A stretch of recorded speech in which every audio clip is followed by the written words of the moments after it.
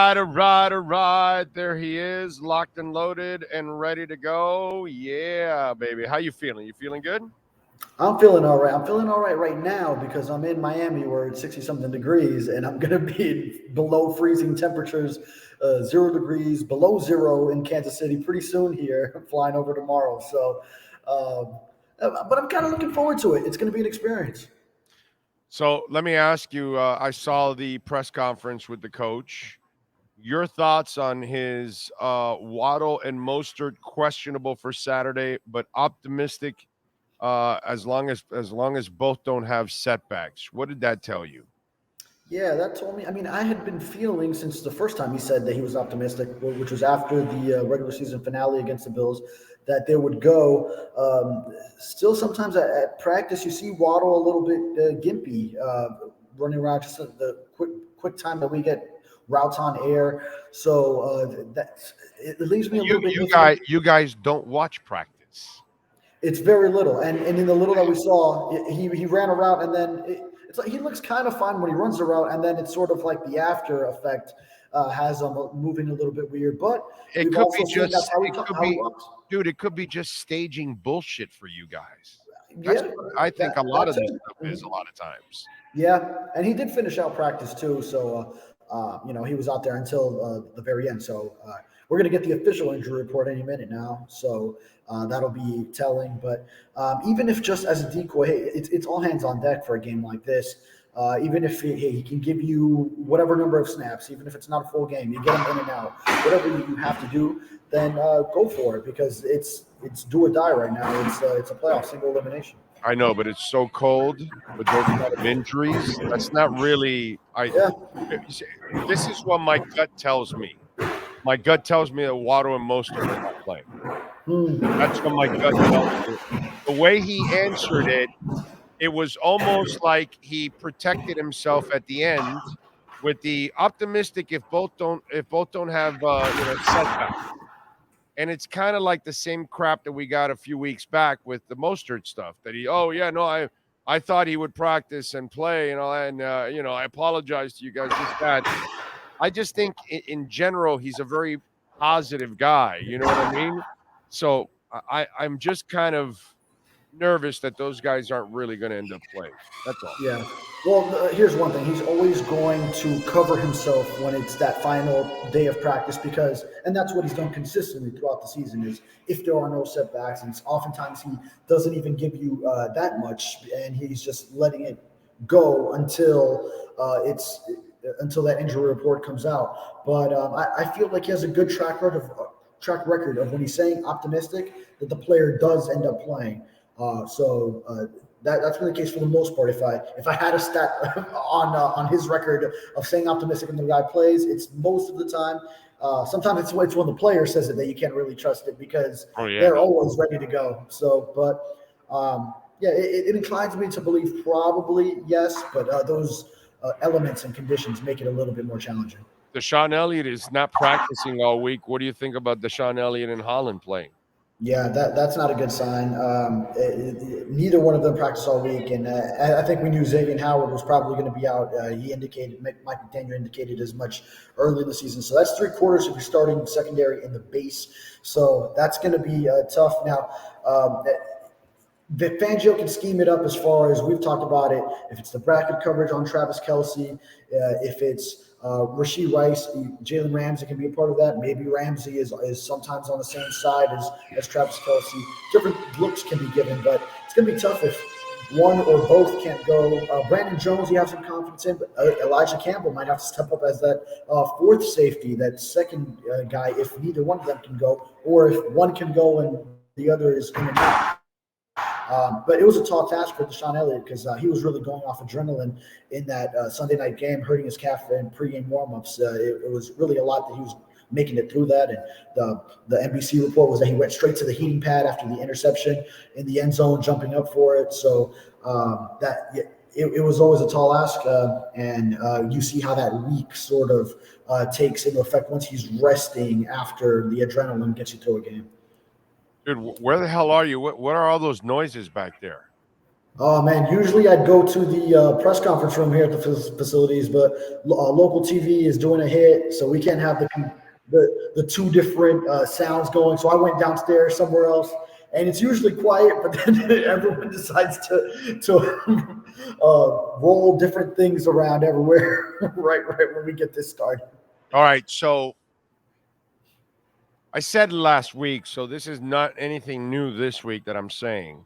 I said last week I was picking Buffalo, but I thought that they had a better chance against Kansas City. I'm still thinking that, and I'm actually thinking that a little bit more, believe it or not, even with all the injuries out there that they have, but because of the weather, you will not be passing a lot.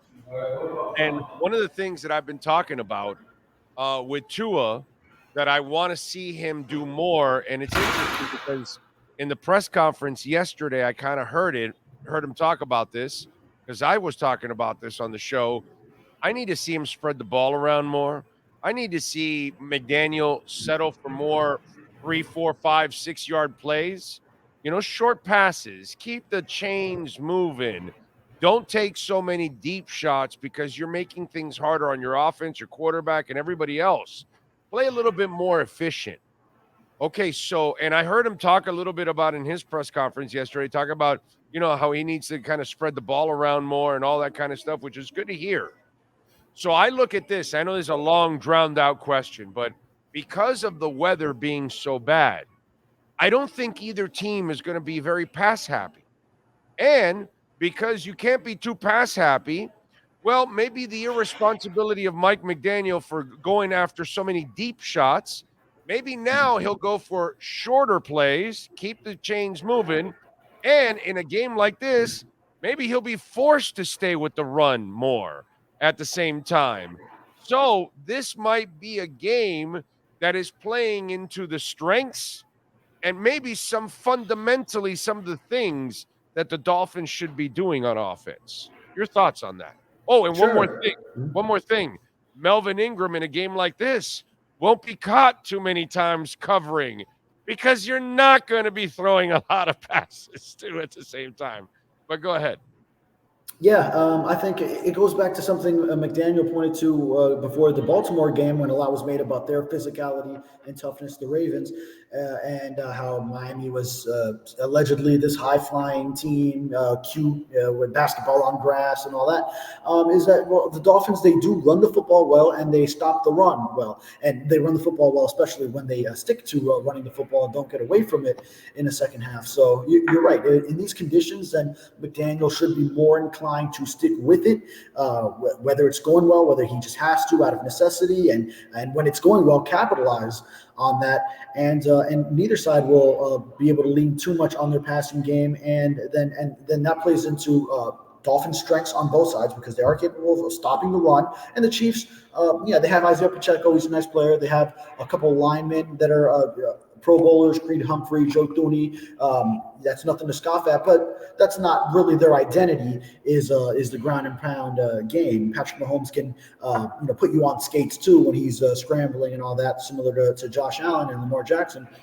But like the Ravens game, they lost that one in the secondary with blown coverages, miscommunications, and everything that they gave up that way. So I think those are two aspects of their identity, and especially unless when Josh Allen's going downhill for a 3rd and 13, and players are kind of making business decisions and and giving up drive extending first down runs. But aside from that, then this is a physical team, and then we'll see how they react to the cold because it hits different when you're in that kind of climate. David Long was talking about it, that a lot of guys don't like getting hit or delivering hits in that type of cold, but he said he's one of the guys that likes all of it. So hopefully that shows, and it's not just a bunch of tell. Yeah, no, I'm with you there, man. I just think that this one actually is better suited for Miami this week, actually. And as crazy as it sounds, and I said it last week, I think they have a better shot this week than they did last week. And last week they easily could have won the game because they lost on 2 fluke plays. So they easily could have proven all of us wrong here and won last week. So Which, by the way, Vic Fangio alerted us that there was an ineligible man downfield. Everyone has now seen it upon review on that Trent Sherfield touchdown. that the Bills had an offensive lineman illegally blocking downfield, and so that one shouldn't have counted. Now it's a tough call to catch, and it's not like anyone really saw it in real time, and you say it now several days later. But yeah, even one of those fluky plays, that one shouldn't have happened either. But Eli Apple needed to keep competing and just interfere with the guy basically when the when the ball's already tipped. Eli Apple is a work of his own, bro. I mean, having that guy on the team is just freaking ridiculous. It really is. But that's all that's left out in the streets, at this point. And so, I mean, watch him catch the ball and run out of the end zone for the 3-yard line was just, and then the ball that went off of AVG's head, he had no awareness whatsoever where it was at. And it's just, Eli Apple is Eli Apple, bro. It's just that is what it is. By the way, injury report now officially out, so it is indeed Xavier Howard out, ruled out. We had an idea that was happening, and then basically, what we've been talking about is Javon Holland, Deshaun Elliott, questionable at safety, running back Raheem Mostert, questionable, Jalen Waddle, questionable. So, the Chiefs have Kadarius Toney questionable, Justin Ross questionable, and tackle Wanya Morris is out with the concussion. So. Hey, next time you guys talk to Tyreek, can you ask him why the hell are you doing somersaults with an injured ankle? Not smart. Don't do that. And now he has a quadriceps injury too. It's not going to keep him off the field or anything, but when you're already nursing one thing and then you get something, just why at this stage? I mean, when everything's going well, when it's week 6 against Carolina and you see your boy with the camera phone, then that's fun. But right now, but you're healthy. You're healthy, yes, and healthy. Yeah. That you're healthy. You are not healthy, dude. What the hell are you doing? Somersaults with an injured ankle. The hell is wrong with you, bro? I mean, it's just dumb on his part, and those are things that it's. All right. Let's make a rule. If you can't get through the entirety of a game without limping by the end, don't be doing somersaults and backflips in the middle of it. Yeah. As big as a Tua guy I am, the one thing that I have been disappointed with this year with him were the turnovers, and a bunch of them were just what I would call, they call them unforced turnovers or whatever. I would call them turnovers that were just no reason for you to commit this error. I don't know if you want to call it unforced or unforgivable or whatever you want to call it. But your thoughts on that bugaboo for him, because I don't think it's the end all be all or anything for him. I just think it's something that he has to tweak. And I think it's also something that's turned into habitual because the offense is so risky. And because there aren't enough of those 4 and 5 yard passes, you're putting yourself in these kind of positions, and it's not smart. So talk to me about that. Yeah, and that also sometimes comes with when you do get accustomed to, all right, the chunk plays down the field are there for you. So kind of especially for a quarterback that's throwing with anticipation, then he's trying to get ahead of things before he actually sees them. So sometimes it could be a little bit of a guessing game and thinking something will be there, and then it doesn't end up being there, and you throw those risky interceptions. And this last game, now Chase Claypool route running wasn't all there on that play, that interception late, but 2 guys were there. The ball really never had a chance to get to him. Tua had a run of interceptions sort of in the middle of the year, and he was committed to getting over it. Then he did for a little while. He went on a stretch where he avoided it, but then sort of right back at it. So if you can kind of get him back to that mentality of whatever he had going upstairs to get over that previous run, then that could pay off. If he now goes on another run of not turning it over in the postseason, then that would be great news for the Miami Dolphins. But so he has done it once, gotten over it, and historically you would see him in the individual samples. Sort of, he throws an interception and the next drive he bounces back. There's a lot of examples of Tua doing that in his career. Sometimes this season he's had it sort of pile on to him. Sometimes it could be an effect of that when Tyreek is on and off the field, and then he's got to force things more, or Waddle's not there. He doesn't have both of his guys, and other receivers maybe aren't getting as much separation, or he's forcing too much to Tyreek. A lot of different factors have gone into it, but now he's got to get over it one more time. Yes, he does, baby. He better get over it, and he better play better, because they need him to play an absolutely clean game, dude. In this one, he's got to play a smart game. I think the coach, by the way, also has to coach a smart game too. I think that's incredibly important. Yeah, definitely. Yeah, the smarter coach and quarterback probably wins this game. It's not like you need the big plays; it's avoiding the big negative plays because those are sort of the ones that turn these type of games around in the elements. So I kind of fear for the Dolphins because they haven't seen this weather in a long time. Now they did respond well when they went to that snowstorm in Buffalo last year, and no one thought they could handle that. And they played a very tight, competitive game, led plenty through that one. Also, the next time they went to Buffalo, but really they haven't seen anything below 40 this year, at least at kickoff. So this is going to be very different from anything this team has seen. I'm looking at weather.com Saturday night. -7 degrees, bitterly cold, winds from the northwest at 13 miles an hour, clear skies with a few passing clouds, winds northwest could go from 10 to 20 miles an hour, actually. Okay? So Yeah. it's not that bad, bro. You'll be You don't have to go into it. You'll be fine, bro. By the way, Matt Verderame was filling us in. Have you been to Kansas City for a game yet? No, this is my first trip there. He started laughing. Apparently, I don't know if you know this, but it's like over a 20-minute walk. Is it that long? I've heard it's a long walk from the parking lot. Matt Verderame, he's a Kansas City guy. He's an insider. He does a Kansas City show. He lives in Chicago, but he's an awesome Kansas City dude. So, he's been 100 games there, and it's his team. And so he was telling us that it's the worst in the entire country.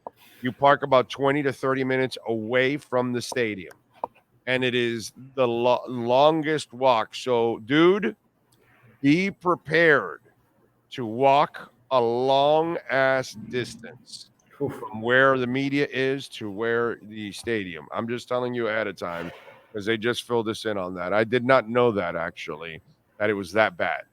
I've heard rumblings of it, but 20-minute walk is like a mile. So. He said 20 to 30 minutes.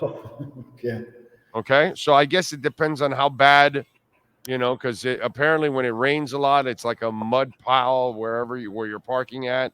So if it's going to be a bunch of snow or sleet or whatever, yeah, it's going to be pretty slushy where you're parking at. So, again, God, I think he was telling us the story of him and Jarrett Bell from USA Today, and that their shoes were all muddy and all effed up. So, by the way, I'm going in boots. I'm not, messing with any nice shoes. I have in my car. Okay, I know this is weird, and it's just something I'm going to mention now, and people are going to go, "What's wrong with you?" But I do it anyways. I don't care. I have booties in my car. You can buy them. It costs you like $8 or something at Walmart. And it's these things, and they have like grip under and everything, and they go completely around your shoe up to your ankle. So when it's raining or I got to step into a puddle or something, I'll put those shits on, bro. And, I'll take them off when I will get in the door, and my shoes are nice and clean, baby. No water, no mud, no nothing. So, suggestion to you, sir, so you don't have wet socks and shoes by the time you get to the stadium, you might want to buy a couple of those booties. Yeah, good. They're made of nylon, so they're strong. It's not like made of paper or anything. Like, they're strong, dude. And they have like rubber under. It's got like grip under, so you can literally walk on them. You know what I'm saying? So check it out. That's my tip for you since you're going to be doing that. Okay, yeah, I'm planning on just going on like regular like Timberland style boots that Oh, I've there had you go. since. Yeah, that'll work.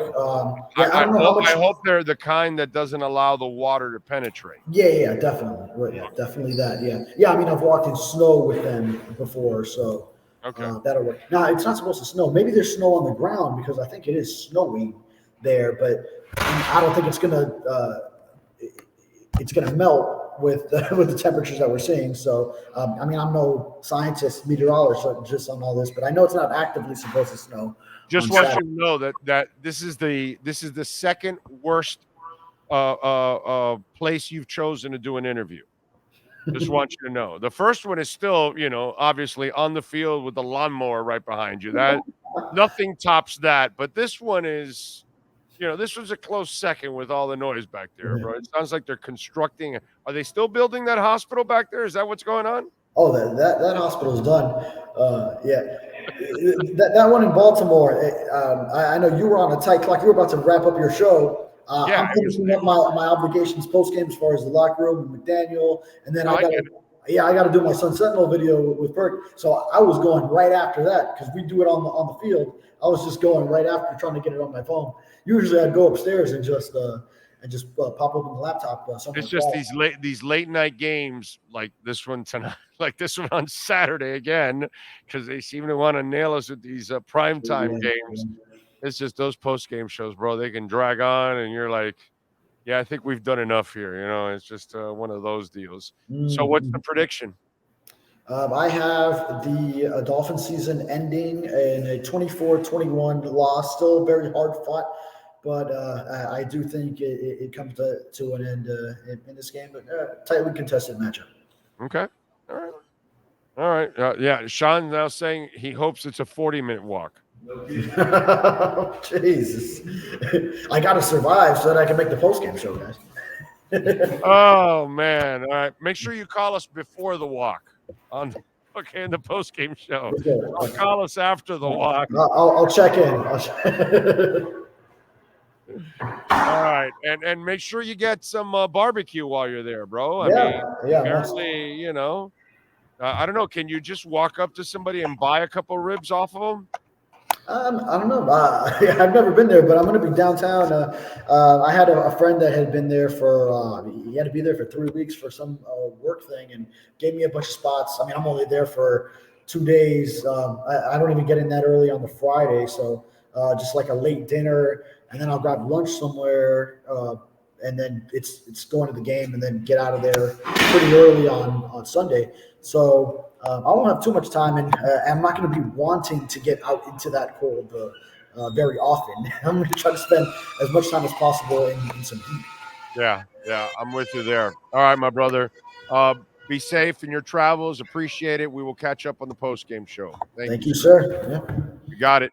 Welt Rheaume, you got to reach out to them, man. I'm telling you, Welt Rheaume, they know what they're doing, and the new insurance laws that are out there are not there to protect us. Okay, so make sure you call Welt Rheaume, 954-966-4646.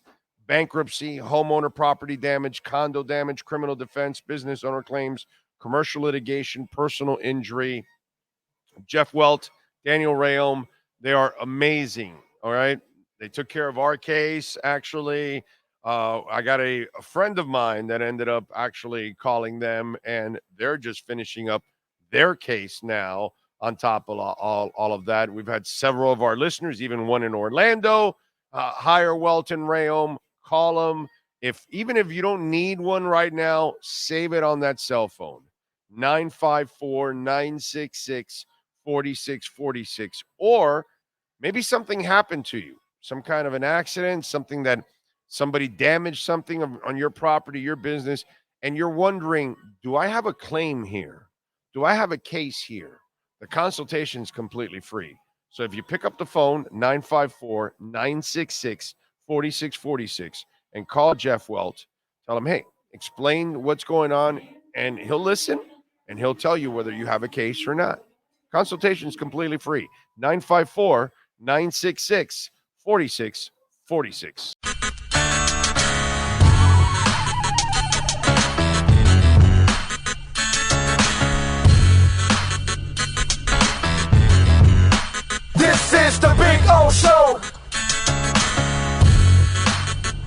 This is the Big O Show.